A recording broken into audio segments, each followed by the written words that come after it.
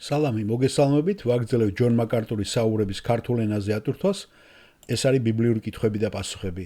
ჩვენ ახლა დღეს უკვე დავამთავრეთ 54 ნაწილს, რომელიც ლოცვით დასრულდება. შემდეგ კითხვა ძალიან საინტერესოა, იმ გაგებით, რომ მე მაგალითად შემიმჩნევია ეს და ამას წინებზე კითხვაც დამისვე სხვათა შორის, რატომ იყო გარკვეული მოჩვენებითი წინააღმდეგობები სინოპტიკურ სახარებებს შორის და ასევე იოანეს სახარებას შორის და მე აუხსენე პიროვნებას, ამაზე ბევრი მომისმენია, ბატონ თეოფილეს ბევრი ულაპარაკია, ქალბატონ ანტალიას, რა თქმა უნდა და სხვა ქადაგებლებსაც, იმიტომ რომ ეს ძალიან აქტუალური კითხვაა და ცნობისათვის ჩვენ გვაქვს სიმფონია, ბიბლიური სიმფონია მოცემული და მან ხოვე სად შეიძლებოდა ამის მოძიება, ონლაინზე ეს არ არის, ქართულ ენაზე, შეგიძლიათ ინგლისურად მოძებნოთ, მაგრამ მე შემიძლია ავტვირთო ჩვენს Facebook-ზე ბიბლიები, რომელიც არის გამოცემა ბოლო 2015 წლის გამოცემა, კომენტარებით, სადაც Strong-ის განმარტებითი ლექსიკონიც არის დართული.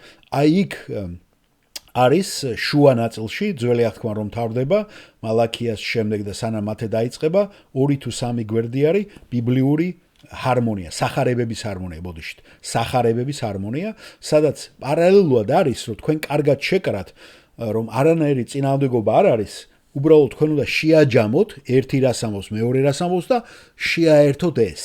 და როგორც პიროვნებასაც აუხსენი, როცა ჩვენ ერთი და იგივე პიროვნება, სხვადასხვა პიროვნება ერთი და იგივე ფილმს ნახავთ, ზოგს რა დაამახსოვრდება, ზოგს რა, ან კიდე მოვლენა, აგენა აღწერა, ან პიროვნების დახასიათება, ხო? ჩვენ ყველა დავიჭერთ იმას, რაც ჩვენთვის რაღაც აქტუალური იყო, ან ჩვენი მიზნები რას ემსახურება. და ყველა ავტორს ჰქონდა გარკვეული მიზანი. მაგალითად, ვის მის მიმართავდა, ხო, წარმართებისთვის იყო ლუკა, მაგალითად ებრაელებისთვის წარმოიჩინა როგორც მეფე მათე და ასე შემდეგ. იოანე განსხვავდება, მაგრამ მასშიც არის გარკვეულწილად ისეთი რაღაცები, რაც სხვაგან არ არის მოცემული. ამიტომ ჩვენ უნდა კარგად ეს გვეცოდოთ, იმიტომაც არის 4 სახარება და სხვა სახარებები, რომლებიც დაიწერა, ხო? ზოგი ამბობს, რომ პეტრეს სახარება, ზოგჯერ თომას სახარება რაღაცა, სულიწმინდა არ ჩათვალა საჭიროდ, როცა კანონი დგებოდა და აინტერესებდა პიროვნებას მე მგონი დასვეს კიდევაც დისკორდზე ხო კითხვა როდის მოხდა ამის კანონიკებურად და ანაკანონიკურად ამის განსაზღვრა და ეგეც არის ინფორმაციები ყველაფერი მოწოდებული. აი მოდით მოусმინოთ ახლა მაგალითად ერთ-ერთ ნაწილს. როდესაც ლაპარაკია პეტრეს როცა ეუნება ხო იოანეს სახარების მე-13 თავის 38 მუხლი მოყავს, როცა მამალი იყივლებს, როცა სანამდე შენ უარყოფო, გახსოვთ ხო? და იგივე წერია ლუკას 22:34-ში, მათეს 26:34-ში, მაგრამ მარკოსში მე-14 თავში წერია, რომ მხოლოდ სანამ მამალი იქ არის მხოლოდ სანამ მამალი იყივლებს და მარკოზი რატომღაც ამბობს, რომ ორჯერ იყივლებსო.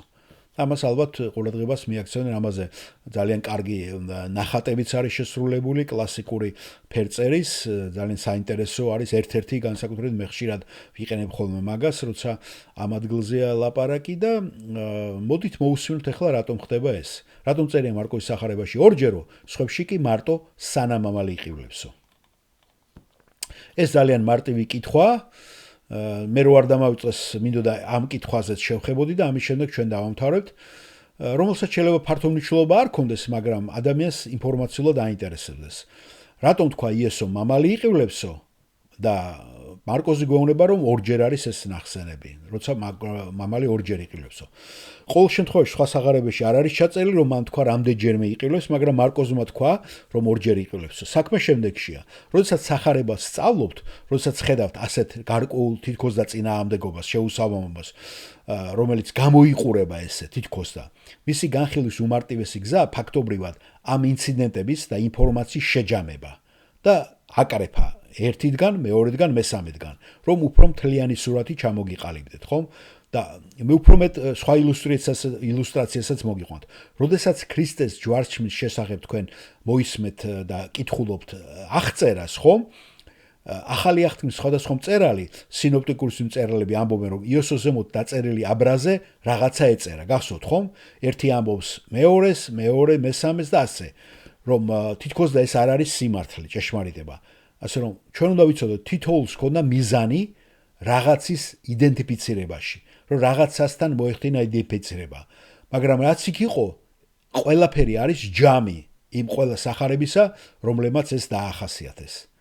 ეს არ არის წინააღმდეგობა, ეს არ არის შეუსაბამობა. უბრალოდ თქვენ აერთიანებთ ამას, შეკრებთ და უკვე ვიღებთ მთელს. იესომ თქვა, სანამ მამალი ორჯერ იყილოს, მარკოზმა ჩაწერა, რომ მან თქვა ორჯერ. დანარჩენმა უბრალოდ თქვა, შეემოკლეს განცხადება და თქვეს, რომ მან თქვა, სანამ მამალი იყილოსო. ასე როდესაც ბიბლიას სწავლობთ და ეს არის ძველადაც ისმოდა ეს დიდი ხანია ისმის ესეთი კითხვები, ადამიანი ყოველთვის კამათობენ სინოტიკურ პრობლემებზე, თითქოს და შეუსამომოვაა და ის რატო ამბობს, ეს რატო ამბობს იმას. რაც ნიშნავს საერთოდ ქრისტეს ცხოვრების რეზიუმეს, მათე, მარკოზი და ლუკას. და რატომ არის წინააღმდეგობები? მაგრამ თუ თქვენ დაკვირვებით მათ შეისწავლით, იქ არანაირ წინააღმდეგობას თქვენ არ ამოაჩენ.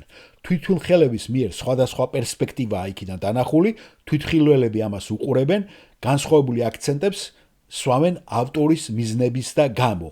ლუკა მაგალითად თვითმხილველი არ იყო, მაგრამ ის ჩამოვიდა და ყველას ჩამოუარა. მარიამსაც კი ისეთი დეტალები აქვს აღწერილი ლუკას, რომელიც სხვაგან არ არის. იმდენი იგავებია, რომლებიც სხვაგან არ არის, ხომ? ლუკას აღწერილი, იმიტომ რომ ის წავიდა და პირდაპირ შეეკითხა ყველას. როცა სხვები მარკოზი თვითმხილველი იყო, მარკოზი თავის სახს აღწერს, როდესაც ახალგაზრდა ტანსაცმელს გახდილს შეატოვებს და გაიქცევა. ასე რომ ისიც გარკვეულად თვითმხილველი იყო, აღარაფერი რო არ თქვათ მათეზე და იოანე, რომელიც არ შორდებოდა მას და იოანე იმდენ დიალოგებს გვიტოვებს, რომელიც არც ერთ სახარებაში არ არის მოცემული, იესოს დიალოგებს.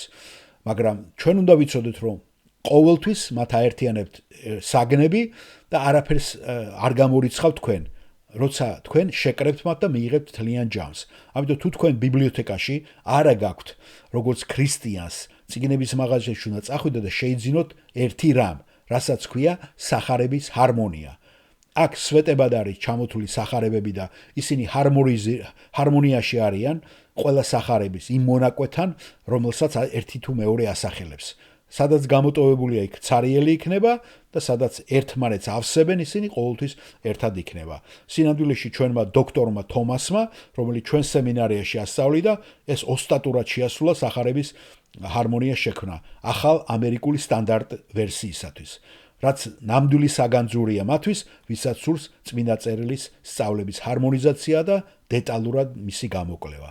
ეხლა მოდით და ერთად ვილოცოთ და ამით დავამთავროთ დღევანდელი დღე. იმედია რომ ყველა ჩემი ჩათვლით ნასიამოვნები დარჩა და ჩვენ ყველამ შესანიშნავი დრო გავატარეთ უფლის სიტყვასთან. მამაო, გმადლობთ თქვენი სიტყვის შესწავლისა და მისი ძიების ამ შესანიშნავი საშუალებისათვის, რაც დღეს ამ საღამოს ჰქონდა. ჩვენ ძალიან მადლიერი ვართ, რომ ამ ადამიანების გულები შენი ჭეშმარიტებისკენაა მიპყრობილი და მათ მართლაც ჭეშმარიტად სურთ ამის გამოკვლევა, ამის შესწავლა. და არა ის, რაც ევამ შეჭამა, რათა გაეგო ისეთი ინფორმაცია, რომელიც მას დაღუპავდა.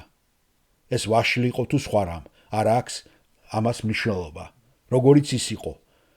არამედ ჩვენთვის ის არის მნიშვნელოვანი, რომელიც ჩვენთვის სასიცოცხლოა და რომელიც შენგან მოდის და არ არის დაფარული და ჩვენთვის გახსნილია. მამაო, გმადლობთ ამ დროისათვის და ჩვენ მხოლოდ და შენ სულს ვენდობით, საიდანაც შეგვიძლია რომ გავიგოთ ჭეშმარიტება, რათა ჩვენს გულსა და ცხოვრებაში ამ ჭეშმარიტებმა ადგილი პოვოს და პრაქტიკაში ხორცი შეესხას. მერე რათა შემოვიდეთ შენთან, მოვისმინოთ, გავიგოთ და ვიცხოვროთ შენი სახელის დიდებისათვის. ამას გევედრებით იესო ქრისტეს სახელით. ამინ.